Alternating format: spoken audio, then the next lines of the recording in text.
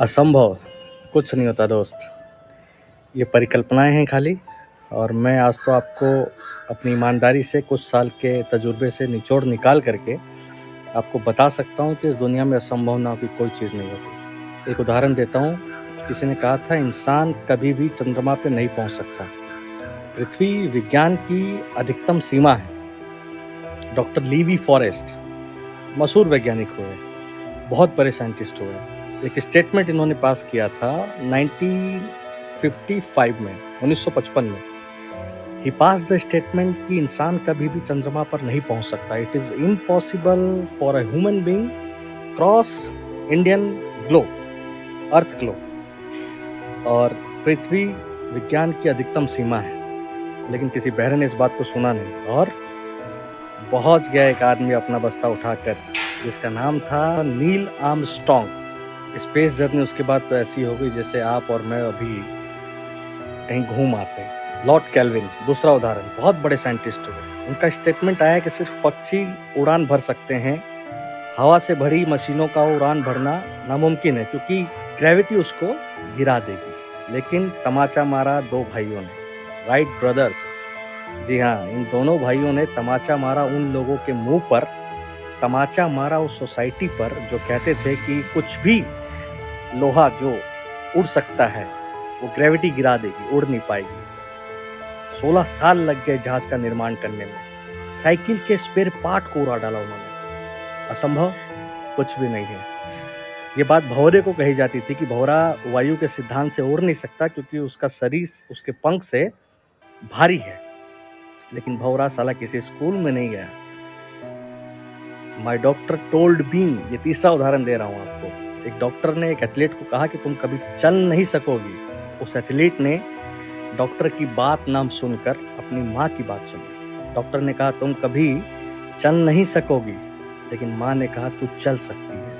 उसने कहा मैंने डॉक्टर की बात नहीं मानी, मैंने अपनी माँ की बात मानी। 3 ओलंपिक गोल्ड मेडल जीती है वो। उसका नाम विल मारुडोस है। एक ऐसी एथलीट हुई जिनको पोलियो था जिनको। डॉक्टर ने कहा तू चल नहीं सकती, माँ ने कहा तू चल सकती है। मैं आपको उदाहरण देता हूँ एक लास्ट। बहुत छोटे थे एल्बर्ट आइंस्टाइन, दुनिया के महान वैज्ञानिक में से एक। मंदबुद्धि कहा जाता था उनको। 8 साल के थे जब वो घर पहुंचे, माँ को चिट्ठी दिया। ही वॉज 8 ईयर ओल्ड और वो अपने घर गए कि माँ मुझे स्कूल से प्रिंसिपल ने एक चिट्ठी दी है। 8 साल के थे वो और उन्होंने वो चिट्ठी अपनी माँ को दी।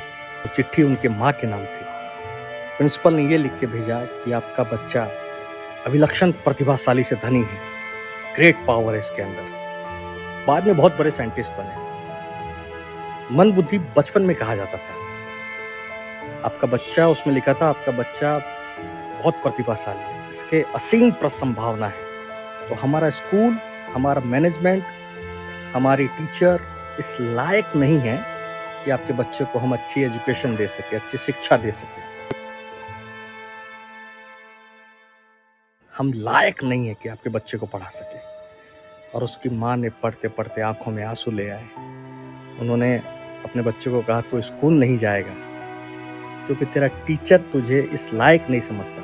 मतलब वो अपने आप को इस लायक नहीं समझते। वो खुश हुए और लग गए अपने काम में।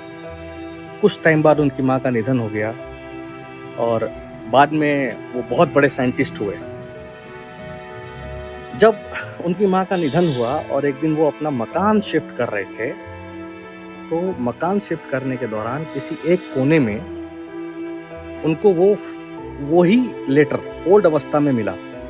उन्होंने खोला और पढ़ा तो उसमें लिखा क्या था, ध्यान से सुनिए।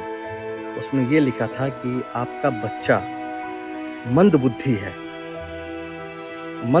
है, पढ़ाई में बहुत कमजोर है, बड़े होने के बावजूद भी बच्चों की तरह बिहेव करता है, तो हमारा स्कूल इसको नहीं पढ़ा सकता, ये हमारे स्कूल के लायक नहीं है।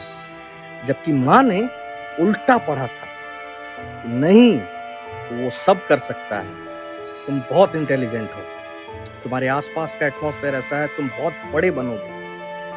तो ये स्टोरी आपको सुनाने का मतलब है कि लाइफ में कुछ भी असंभव नहीं है। हर वो चीज़ आप कर सकते हैं जो आप सोचते हैं। कभी भी अपने आप को किसी से कम मत हाँकना मेरे दोस्त।